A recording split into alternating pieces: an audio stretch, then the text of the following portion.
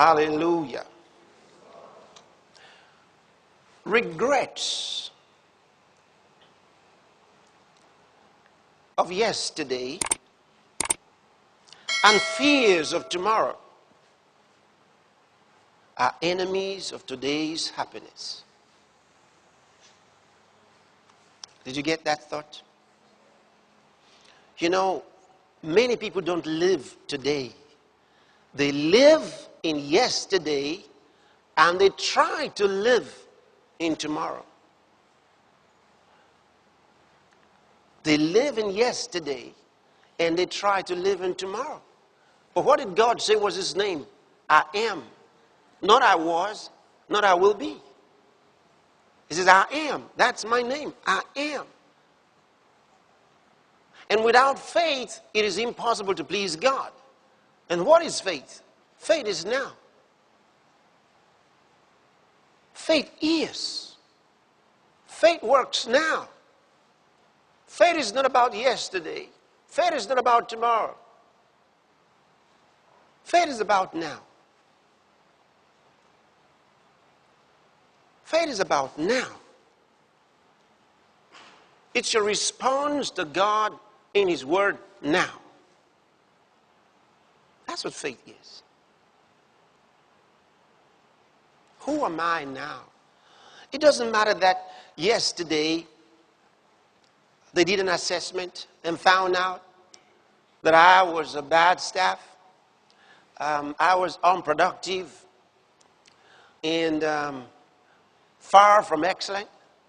That was yesterday. That was yesterday. I have a choice.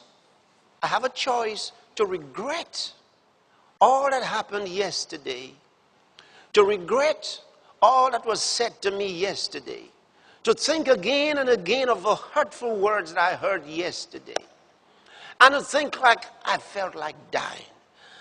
I wanted to go into the ground. You know, you could feel so terrible, so pained, that for the next 2 weeks you're still carrying the burden. The load of those terrible words you heard. They even spoke to me in the presence of my juniors. I'll never forget. And you can't forget it. Every day you're going to work, it remains with you, haunting you every day. You keep remembering what they said about you, what they said to you. And now you're telling yourself, I'm going to succeed, at least to prove to them I'm no fool. And then it'll never work. Because the reason for your success is not so you can prove to somebody you're no fool. No, you'll be a fool trying to prove to somebody you're no fool. See? So you got an option to live in yesterday and to think again and again of those failures or the arguments. They said this and they said that and they said that about me and they said that and they said that. And let me tell you something. If you want to live in yesterday, there are enough people to engage you. Oh yeah, they're there. They're going to help you out and keep you in yesterday. They have enough to tell you. And you'll be happy about yesterday. And remain in the regrets, in the pain of yesterday. Then you have those who try to live in the fears of tomorrow. They're thinking about the problems, what could be said to them. I know they're not going to like my proposal. You haven't even submitted it yet. I know what they're going to say to me. I know no one's going to approve of me. I know they'll not give me that job. I know I'll not get that project. I know I'll not get that promotion. I know I'll not. The fears of tomorrow. They haven't entered tomorrow, but they already voice their fears. They're either living in the regrets of yesterday or in the fears and dread of tomorrow. Why live your life like that? And God doesn't live in your yesterday. He doesn't. And doesn't triumph in your fears. No.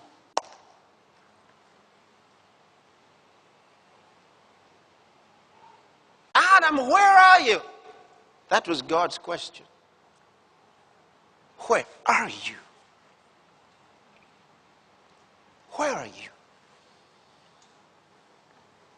And there's another man, God asked another question, a very similar question. He said, Elijah, what are you doing here?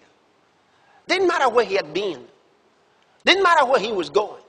What God was concerned about was, what are you doing here? Why are you in this situation? What will you do about today?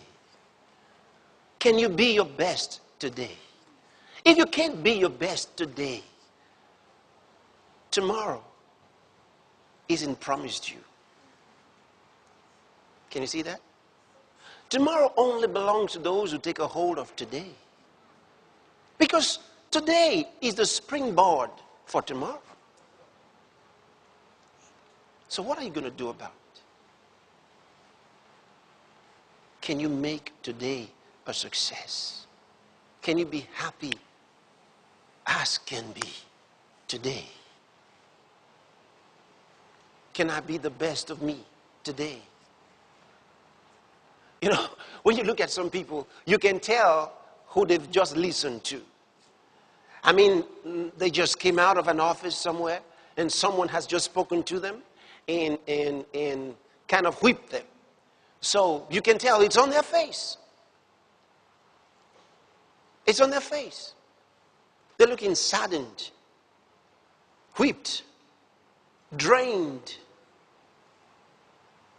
and frustrated. Such are those who are always wondering and asking the question, I don't know if I'm supposed to be in the ministry. Well, or I think I should be in ministry, but maybe not this time. You know, they got all these things questioning them in their minds. They're never at rest. Never at rest.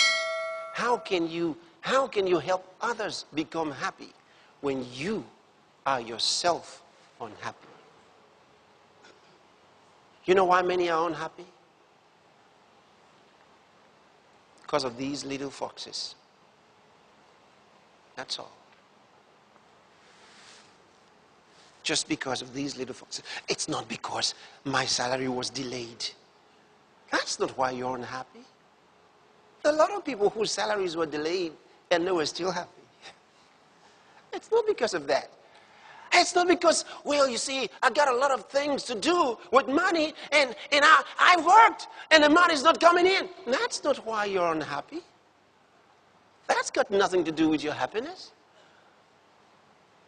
That's not why you're unhappy. There are a lot of people in worse conditions and they are still happy. Find out why you're unhappy. It's about you. It's about the wrong choices you're making. It's about the reactions. How do you react to the things that happen to you?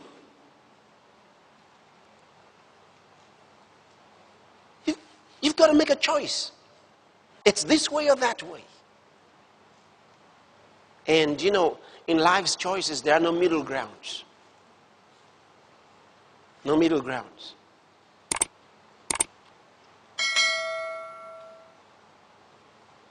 Remember what I've said, and I've said again and again, you cannot help others become happy when you are yourself unhappy.